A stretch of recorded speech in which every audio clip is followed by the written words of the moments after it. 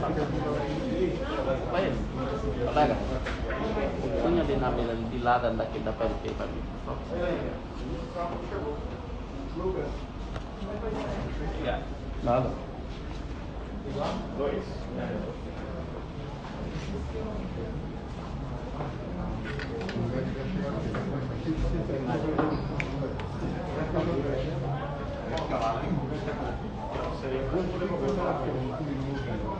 Luz, kasih celular. Seu celular. Para gravar isso.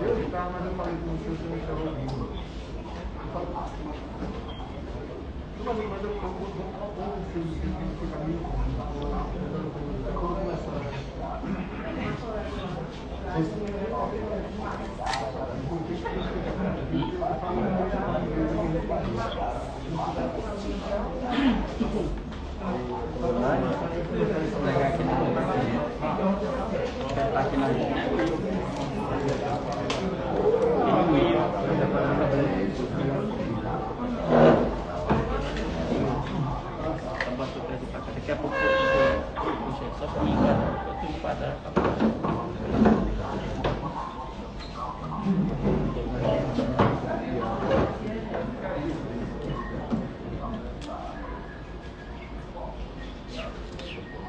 Pega aquele microfone da banca, coloca lá no meio dos 2 metros, vai? Qual? É, porque eu pensei que tinha outro. Não, pega. Não, da Band. Da Band. Não, coloque lá no meio, lá encostado da Record lá. Aí, sim. Obrigado. Boa tarde para você, Cleber Alves, todo mundo acompanhando as notícias. Já estamos aqui no laboratório do Hospital Primavera, onde vai acontecer agora a coletiva de imprensa. Você encosta, você está no Resultados de saúde da doutora Paulinha Veiga. Os médicos Dr. Marcos Aurélio Alves, neurologista, Dr. Ricardo Leite, diretor técnico, e o Dr. André Luiz Veiga, médico intensivista, irão participar desta coletiva que inicia agora, Cleber. Mandando notícias ao vivo direto do Hospital Primavera. Vamos acompanhar, portanto, todas as informações referentes Boa tarde a todos aqui presentes, equipe médica e colegas de imprensa. A partir de agora daremos início à coletiva de imprensa sobre o estado de saúde da cantora Paula de Menezes Nascimento Leca Viana. Participarão da coletiva o diretor técnico da Rede Primavera, Dr. Ricardo Leite, Dr. André Luiz Veiga de Oliveira, médico intensivista do Hospital Primavera, e Dr. Marcos Aurélio Alves, neurologista. Eles estão acompanhando. Garotinha, está na frente, garotinha. A coletiva dará início com a palavra do Dr. Ricardo Leite, que vai fazer um resumo do quadro da paciente Paula de Menezes, desde o início que ela deu entrada aqui no Hospital Primavera, no dia 17 de fevereiro. Em seguida, Dr. André Veiga vai falar sobre os exames realizados na paciente e as possíveis causas do quadro de saúde. Por fim, teremos a palavra do neurologista Dr. Marcos Aurélio Alves. Encerrada a fala dos médicos, um representante de cada durante a coletiva. Que é 11h30 e o meu dia sobre o estado de saúde de Paula de Menezes Nascimento Leca Viana. Caso no decorrer do dia ocorra alguma alteração no quadro clínico, divulgaremos assim um segundo boletim. Ok? Obrigada, daremos início à coletiva. Bem, boa tarde, sejam todos bem-vindos. Eu vou tentar introduzir para vocês, na verdade, um breve histórico do quadro clínico da cantora. Tá? A paciente Paula, ela retorna de uma viagem de trabalho no dia 11. Tá? No translado, ela já tinha queixas abdominais e ela procura um outro serviço hospitalar da nossa cidade. Em sua chegada no outro serviço, é diagnosticada uma lesão renal, insuficiência renal aguda, e de pronto é iniciada a terapia renal substitutiva e hemodiálise. No transcorrer da internação nesse outro serviço, foi evidenciada uma inflamação do fígado, que nós conhecemos como hepatite. Aqui eu abro um parênteses para deixar claro que não se trata de uma hepatite viral, tá? Se trata de uma inflamação do fígado apenas. E no transcurso ainda dessa internação, ela evolui com o rebaixamento do nível de consciência, com a sonolência no torpor, e aí é necessário que se faça o suporte ventilatório com a ventilação mecânica. Então, o que fica claro é que nesse momento ela tinha, ou tem ainda, 3 disfunções orgânicas importantes: a disfunção renal, a disfunção hepática e a disfunção neurológica. Isso por si só já denota uma gravidade extremamente alta, um quadro clínico de complexidade grande, né? A equipe naquele momento entendeu que era necessário tratar diversos, né, diante da gravidade, diversos quadros possíveis, e assim foi iniciado. No dia 17, né, foi solicitado, ou seja, 6 dias depois do início do tratamento na outra unidade hospitalar, nos foi solicitada a transferência, por entender que tínhamos recursos, a complexidade exigia de um serviço de alta complexidade, e de pronto foi aceito. Em sua chegada, para que fique claro também, a paciente continuava num coma profundo, ela já chegou assim, ainda tinha sinais de inflamação hepática e comprometimento renal.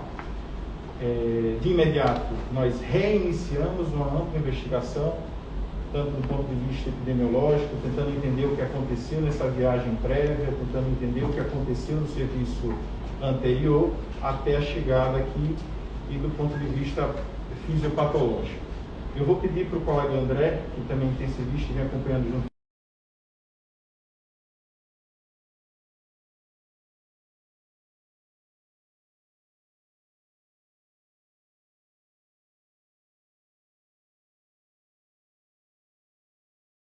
E hoje, na sequência, o Dr. Marcos tenta elucidar o quadro neurológico. Bem, a senhora Paula foi transferida de outro hospital aqui na capital na quinta-feira à noite, e prontamente na sexta-feira a gente começou a nossa discussão multidisciplinar, né, tentando revisitar aquilo que já tinha sido feito e pensado, né, no outro hospital, e dar prosseguimento a novas investigações. Tá?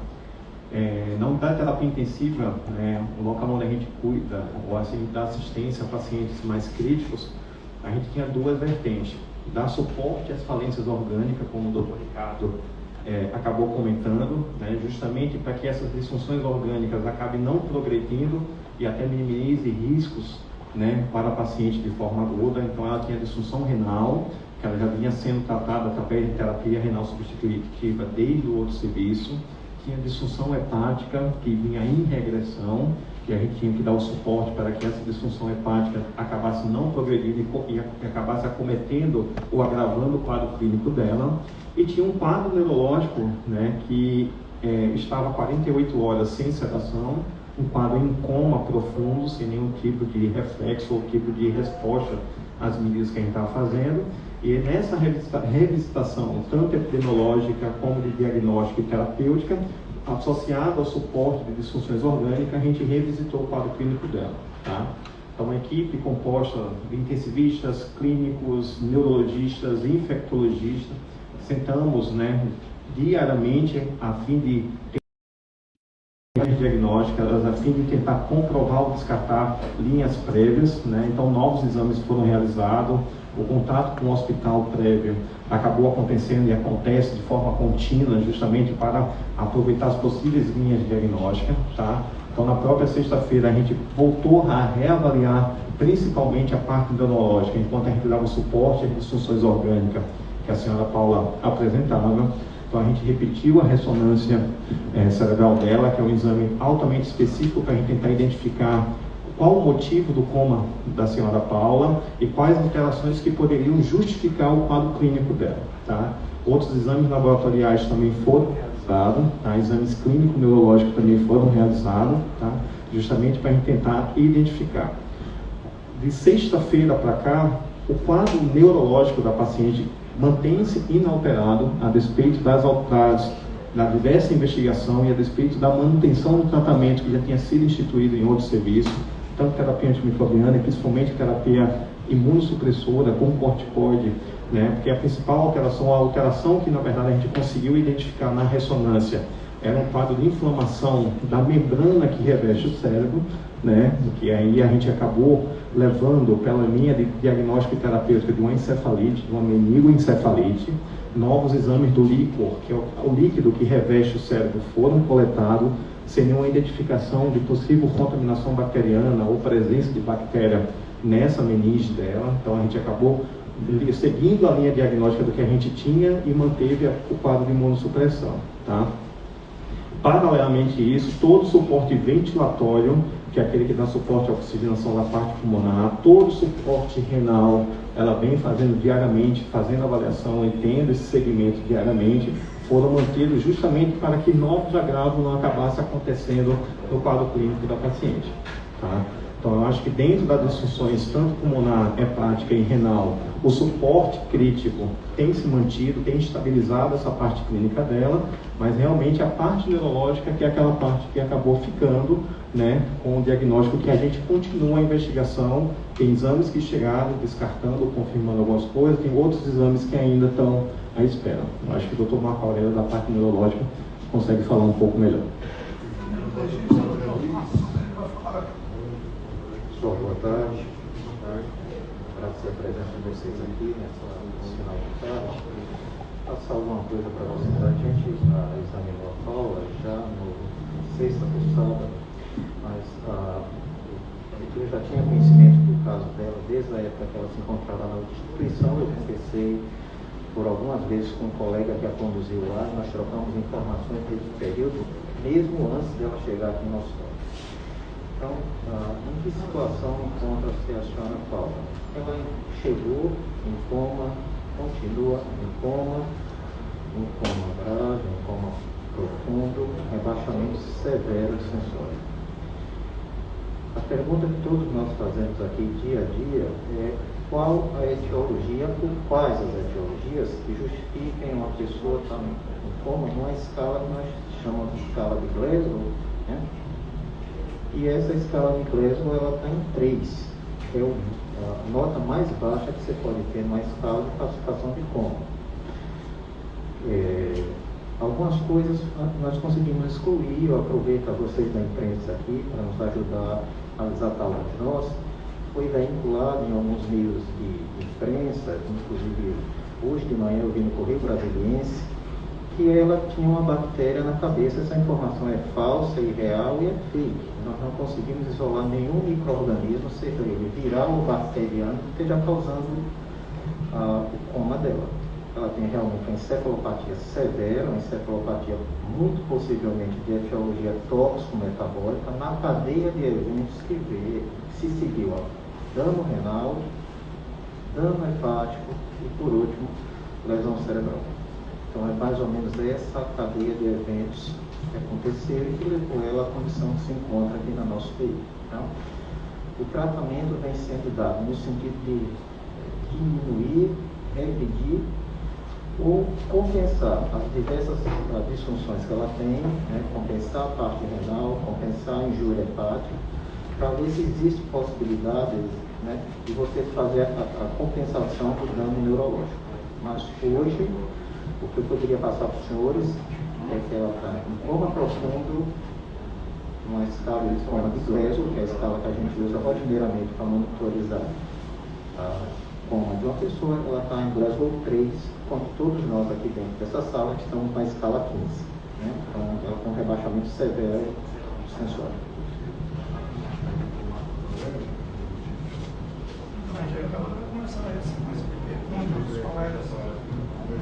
Vamos começar a sessão de perguntas. Quem vai querer fazer pergunta?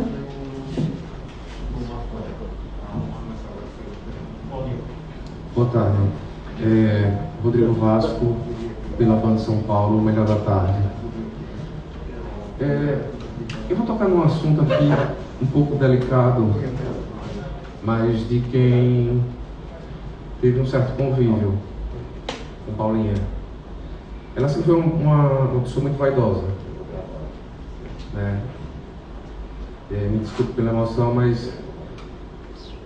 E a gente sempre soube que ela se preocupava muito com a estética. E pesquisando sobre problemas renais, Paulinha tomava muitos diuréticos. toda vez que a gente saía, Paulinha estava com dor de cabeça, Paulinha pedia um Dorflex, um Tosflex e um café. Esse tipo de conduta, de forma reiterada durante anos, pode ter ocasionado essa lesão nos rins? E se sim, essa lesão apareceu semana passada em São Paulo ou apareceu há vários dias? A pergunta é pertinente e a gente já, ao longo da semana, a gente já se deparou com ela algumas vezes. Vou deixar claro alguma situação. De fato, o uso abusivo, seja de anti-inflamatório, diurético e de algumas substâncias, inclusive de cunho estético, elas podem sim levar a lesão renal, né, de caráter arrastado, crônico e, na situação dela, ter agudizado. O fato é que não tem nenhum exame comprovatório hoje que vá no caminho de dizer Paula tinha uma lesão prévia e foi agudizada nesse momento. Inclusive, nosso exame de imagem realizado aqui não tem nenhum sinal de lesão crônica, tá? De fato, o uso abusivo, rotineiro, como queira classificar, ele tem sim esse risco, mas não parece ter sido isso que aconteceu, tá? Aqui eu abro um parênteses também para reforçar algo relevante. Fomos questionados ao longo da semana se os tratamentos ou as tentativas estéticas de perda de peso, enfim, teriam alguma responsabilidade no quadro clínico dela agora. Quando o Dr. Marco Aurélio fala numa síndrome tóxico-metabólica, o que ele quer dizer é que existe alguma substância, algo que está circulando no corpo do paciente, que deve estar gerando uma cascata de inflamação ou de lesões nesses órgãos, a ponto de deixá-los em disfunção. Qualquer substância, seja ela feita de maneira, como é que eu vou dizer, propositada, prescrita ou não, elas são drogas. Elas são, medicamento é droga. No entanto, deixe-se claro aqui que Paula, quando fez, pelo menos assim, nos é apresentado em receitas, ela fez de caráter supervisionado, tá? Então, a gente trabalha sim com a possibilidade de alguma intoxicação medicamentosa. Existem exames em andamento nesse sentido, para confirmar ou descartar essa hipótese. E se assim em algum momento for feito, nós vamos confirmar ou descartar para vocês. Nesse momento, a resposta objetiva, taxativa, Paula tem uma lesão decorrente de medicação, de tratamento prévio, nós não temos, mas existe sim uma possibilidade nesse sentido. Acho que ficou claro.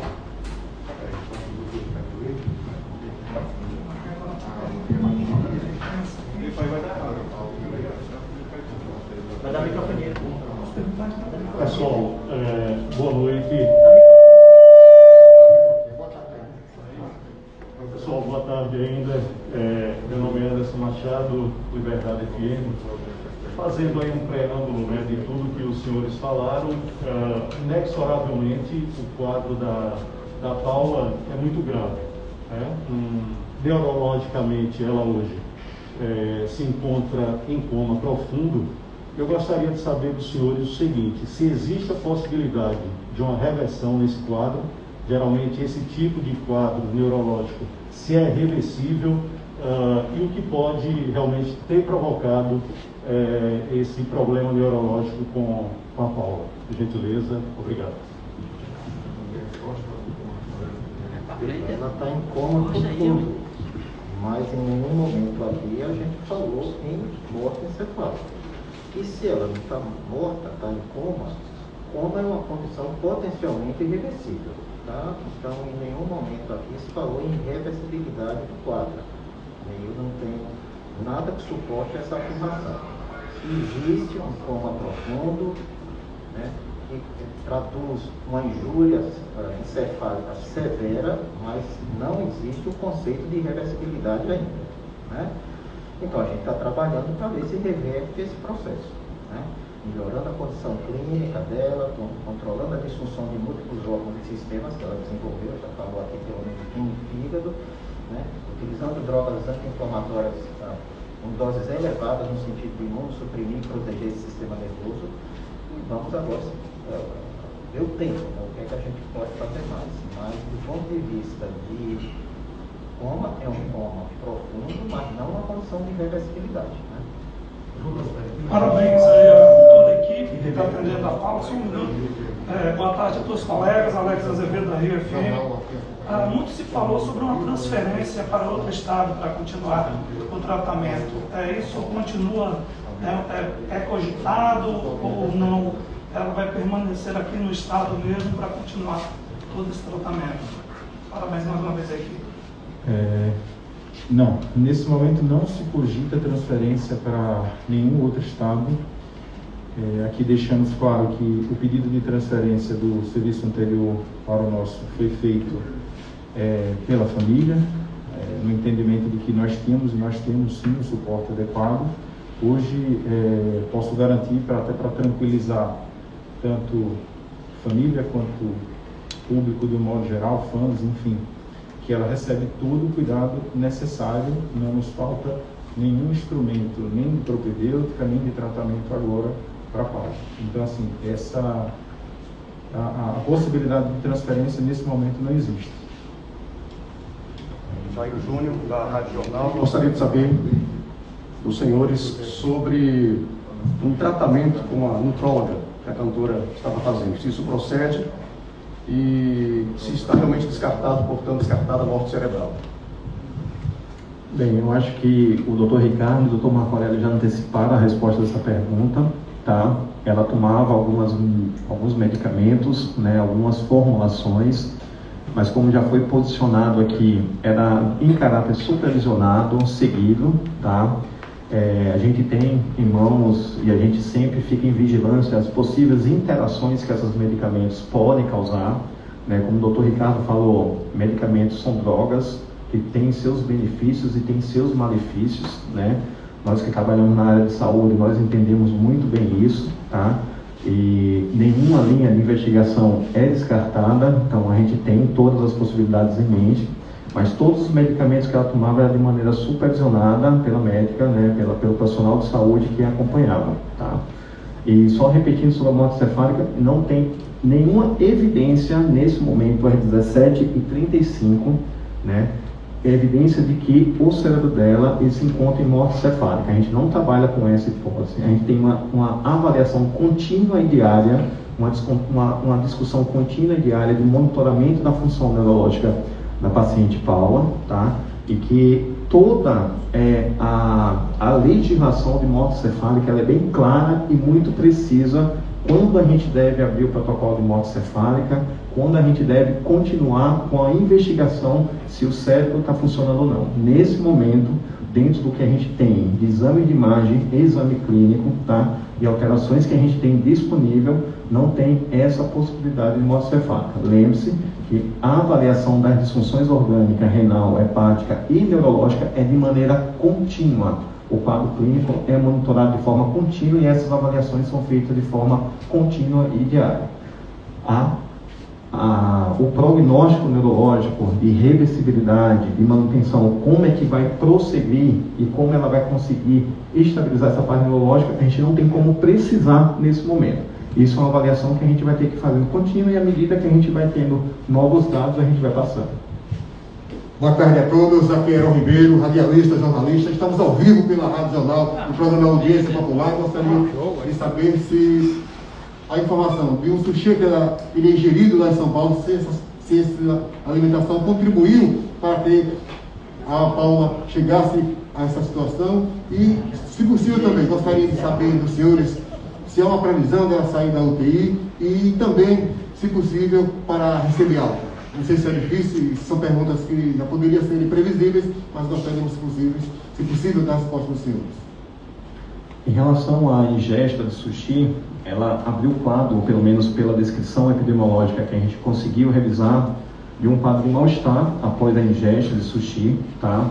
Existem algumas patologias, que eu acho que é o que está sendo questionado muito em redes sociais ou entre os profissionais, sobre uma possível patologia secundária à ingesta de sushi, que é o que a gente chama de síndrome de RAF, tá? Mas desde o outro hospital, essa possibilidade foi aventada, tá? Existem alterações, né, da síndrome de RAF que laboratorial e pela disfunção renal que conseguem realmente identificar ou levar esse tipo de diagnóstico, tá? Ela não tinha essas alterações, ela tinha disfunção renal, mas não tinha outra alteração laboratorial, tá? E o tratamento da síndrome de RAF é tratamento de suporte, e normalmente não leva a esse quadro neurológico tão importante, né? Um quadro comatoso como ele tratava. Em decorrência das disfunções ou da persistência das disfunções, tanto das disfunções neurológicas, disfunção hepática, disfunção respiratória, disfunção renal, ela não tem qualquer previsão de saída da unidade de terapia intensiva. Enquanto a gente não conseguir uma melhora do quadro clínico neurológico, né, que permita que ela consiga recuperar, principalmente a disfunção respiratória, a gente não tem nenhuma previsão de alta da unidade de terapia intensiva. Luiz Rodrigues, Portal 5 News, boa tarde. Eu quero pedir licença para fazer duas perguntas complementares. Primeiro, para além dessa questão da intoxicação, que já foi amplamente explorada pelos colegas, quais outras hipóteses são consideradas neste momento pelos senhores na investigação clínica como origem para a disfunção renal, que foi o primeiro problema apontado? E a segunda questão é o seguinte: existe uma correlação entre essa sequência de disfunções que foram identificadas, a renal, a hepática, a neurológica, ou essa também é uma condição atípica da paciente? Vamos lá. Com relação a diagnósticos, a gente trabalhou e vem trabalhando em cima de um diagnóstico sindrômico, né? A gente tem um espectro de lesões e a gente tem buscado uma etiologia, né? De onde vem o início. Mas o fato é que, além da toxicidade, intoxicação medicamentosa, que assim seja, existe um cenário inflamatório, que isso é claro, é nítido, e aí a gente vem tratando também do ponto de vista anti-inflamatório. Existe uma investigação se finalizando, né, nesse momento, inclusive muito próximo de fechar, do ponto de vista de autoimunidade, que é isso, de maneira bem simplória, é quando o seu corpo mesmo produz agressão a ele, tá? Então nós tratamos, além da questão da intoxicação com suporte, a gente tem tratado inflamações e tem tratado também questões autoimunes, tá? Qual foi a outra pergunta, perdão? Se as disfunções ela tem alguma relação ou é uma condição atípica? Existe. Algo precisa ficar muito claro, né? Raramente, quando a gente tem um quadro clínico grave, um órgão só sofre. Na terapia intensiva, normalmente, para isso a gente até tem uma série de scores, a gente fica quantificando as disfunções. É natural no corpo da gente que uma lesão leve a algum sofrimento de outro órgão, e outro órgão, e outro órgão. Então, isso que acontece com Paula não é inédito, está longe de ser inédito, isso é o nosso dia a dia. A grande questão, o grande diferencial nesse caso especificamente é quem levou a este início. Esse é o nosso exercício aqui diário, é quem foi o primeiro, quem agrediu a ponto do rim inflamar o sistema todo, o fígado e o cérebro no final. Mas entenda-se que, de um modo geral, as inflamações orgânicas mais graves, elas levam repercussões em outros órgãos, sim. Isso é o nosso dia a dia. Obrigado. Aqui, Lucas Moura, TV Atalaia, Record TV. Eu gostaria de saber ainda dentro dessa questão da ordem, né, das disfunções que foram apresentadas, dada ainda essa questão relacionada mesmo à correlação, se de fato, como foi colocado, o primeiro foi um sintoma renal, depois veio o hepático, depois veio o cerebral. E aí o senhor disse agora que há um estudo no sentido de saber de onde teria partido tudo isso. Esse onde partiu tudo isso seria essa toxina ou seria algum órgão que poderia estar abrigando essa toxina? Perguntando de forma bem simplesmente para que fique claro para a gente. E aí eu queria fazer uma outra pergunta a respeito dessa toxina que está circulando no corpo dela, pelo menos essa é a hipótese de vocês.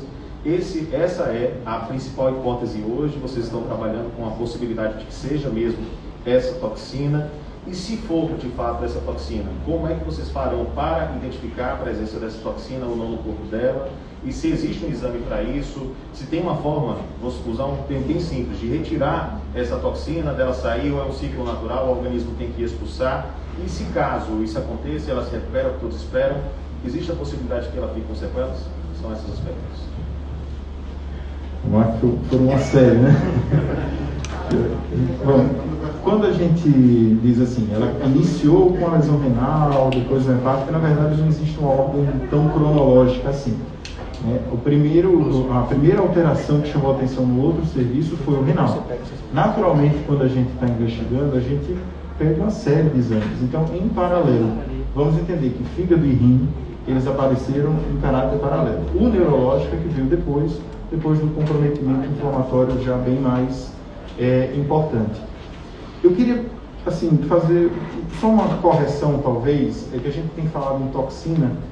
E quando nós falamos em tóxico metabólico, é algo que agride, né? O tóxico é um agressor, gera inflamação, gera agressão celular. Não necessariamente uma toxina. A gente pode, inclusive, estar diante realmente do efeito ainda prolongado de alguma medicação em uma dosagem, vamos dizer assim, alta o suficiente para agredir esses órgãos.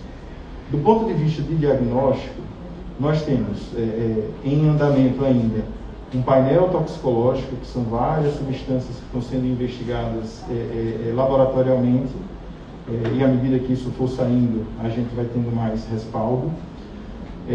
Existe biópsia de órgãos-alvo, de órgãos que foram lesados de rim e de fígado, também em andamento, para esclarecer melhor que tipo de lesão isso pode ter levado, pode ter gerado ou desencadeado. E só com esses subsídios é que talvez a gente tenha uma ideia melhor de se mudar ou não o tratamento. Algumas substâncias, foi perguntado também como é que a gente tira, né, essa toxina. Algumas substâncias elas são dialisáveis, né, elas saem na diálise. À medida que o sangue vai trocando, vai filtrando, vai dialisando e aquilo ali sai. Outras, necessariamente, elas são depuradas. E aí algo positivo é que o fígado dela vem desinflamando ao longo do tempo e algumas medicações elas são metabolizadas pelo fígado e aí naturalmente ela vai tirando. Outras existem antídoto. A grande questão é que se a gente não encontra quais seriam essas outras, a gente não sabe necessariamente qual é o antídoto. E aí eu lembro mais uma vez que antídoto também é droga. E a gente não pode dar ao léu aleatoriamente, até porque existem efeitos colaterais. Então, para que fique claro, existe uma investigação ainda em paralelo, do ponto de vista toxicológico, do ponto de vista anatomopatológico, de biópsia, no sentido de elucidar e deixar um pouco mais claro com quem é que a gente está lidando. Acho que é importante ressaltar essa parte de toxina, toxicológico. Qualquer medicamento dentro de uma faixa terapêutica, ela pode ser usada para tratar uma doença, né, tratar um órgão específico, mas a depender do seu excesso ou da combinação, muitas vezes ela não está em excesso, mas em combinação com vários medicamentos, ela pode sair do seu limiar terapêutico e entrar no limiar tóxico. Não necessariamente existe uma toxina, mas o excesso de medicamento, seja per si por um aumento da ingesta daquele medicamento em si, seja por interações de medicamentos que um pode levar a aumentar a concentração sérica de outro, ela pode gerar uma lesão celular. E essa lesão celular pode lesionar a célula do rim, pode lesionar a célula hepática, pode lesionar a célula neurológica. Tá? Então a gente está trabalhando justamente porque a gente não conseguiu demonstrar nos exames que a gente fez alguma alteração estrutural, principalmente da parte neurológica, né? E aí a gente trabalha nessa possibilidade de tóxico, mas esse tóxico na verdade poderia ser substituído por medicamento ou qualquer tipo de metabólico que em níveis terapêuticos tem um benefício para determinada coisa específica, mas em níveis diferentes, seja por excesso do medicamento, seja por interação de medicamento, eles podem levar a dano celular.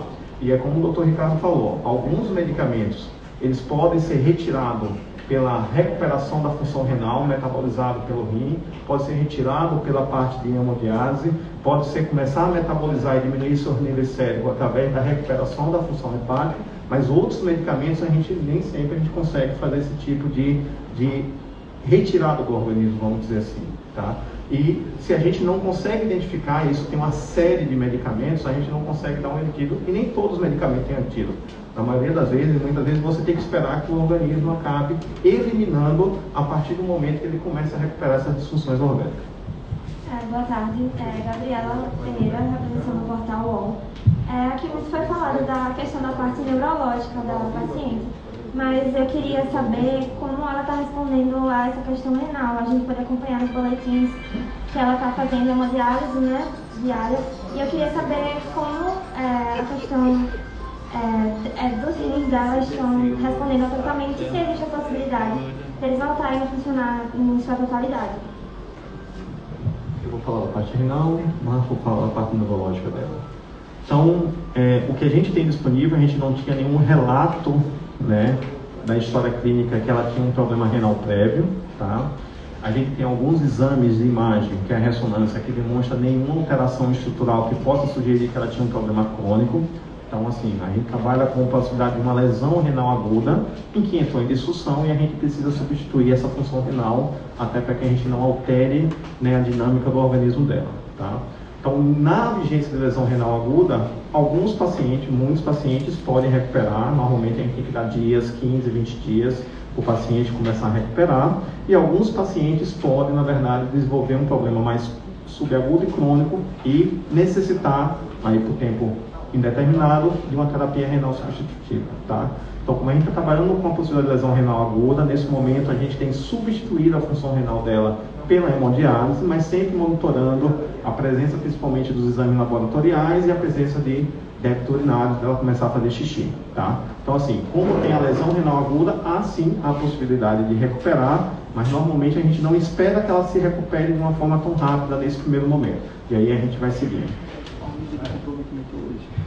A senhora gostaria de falar mais alguma coisa da parte neurológica? Boa tarde, Denise Gomes, da TV Sergipe. Eu gostaria de saber em relação ao caso dela sair do coma, se ela deve ter algum tipo de sequela, se é possível já precisar isso, e em relação à hemodiálise, se ela ficará dependente do tratamento por um período. Eu vou falar da parte neurológica. Denise, seu nome. Denise, veja só, a situação dela a gente vai um dia de cada vez. Hoje, nosso interesse é mantê-la viva. E não está sendo uma missão fácil, né? Então, eu não me sinto confortável para falar sobre possibilidade de sequela num paciente que, a princípio, nosso esforço está sendo destinado a mantê-la viva. Sequela vem mais à frente, se sobreviver. Então, nesse momento, o compromisso que a gente tem é de dar suporte para que ela passe dessa fase aguda, recupere função renal, recupere lesão da disfunção hepática, e, se o bom Deus permitir, recupere a injúria neurológica, para que, se possível for, quem sabe, ela retorne às atividades. Mas o compromisso agora não é preocupação de sequela, é preocupação com a manutenção da vida. Você conseguiu entender essa relação? Boa tarde, Cananda, da Band Bahia. Vamos lá. Primeiro, ela já tinha algum problema de saúde renal? Pode ser que ela tinha esse problema e ela não sabia.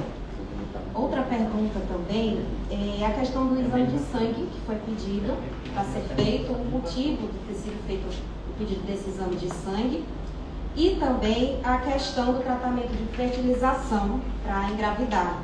Se esse tratamento poderia ter prejudicado a saúde renal dela.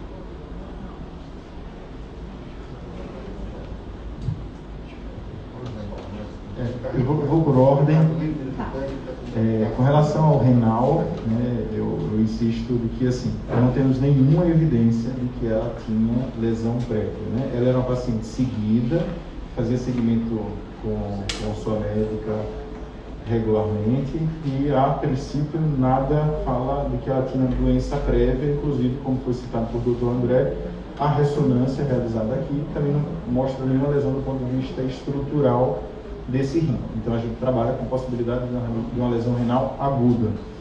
Com relação ao exame de sangue, só me corrija só para entender qual o exame de sangue especificamente. O exame toxicológico, você fala? Tá. O toxicológico, na verdade, é um exame que a gente mensura em urina, na verdade, tá? Esse é um exame mandado para um laboratório de referência, que faz um painel extenso, até de substâncias que a gente eventualmente não está nem, aqui nesse momento, não está nem colocando como possibilidade, de repente a gente encontra, tá? E qual foi a última pergunta? Foram 3. Sobre a questão do tratamento de gravidez. Pronto. Se interferir na saúde renal. Não. O tratamento já foi discutido entre nós do grupo. do ponto de vista das lesões que ela tem hoje, a gente não consegue estabelecer nenhuma relação. Qual o nível de comprometimento dos rins? Qual o nível do comprometimento dos rins? Na verdade, hoje, quando a gente diz que um paciente está em terapia renal substitutiva, está em hemodiálise, a gente parte da premissa de que esse rim não funciona. Ele não se presta para filtrar, inclusive ela nem urina ela produz. Então, a gente entende que nesse momento o rim dela não está funcionando, a gente coloca uma máquina para substituir esse rim, até que ele repouse o suficiente a ponto de voltar a funcionar. A doação de sangue, doutor. Vamos encerrar a coletiva. Foi um acordo que cada colega teve direito de fazer. Eu gostaria de pedir um favor para vocês da imprensa. Né?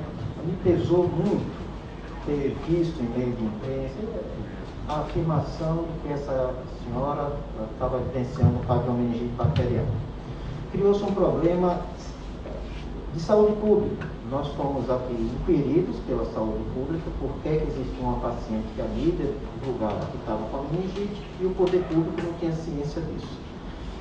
Criou-se um conflito com as pessoas que viajavam no avião com ela, para saber se precisavam ou não tomar medicamentos, se as pessoas que trabalhavam com ela no apoio na banda, se precisam se imunizar, porque havia uma suspeita de uma bactéria na cabeça. Então, essa informação é irreal.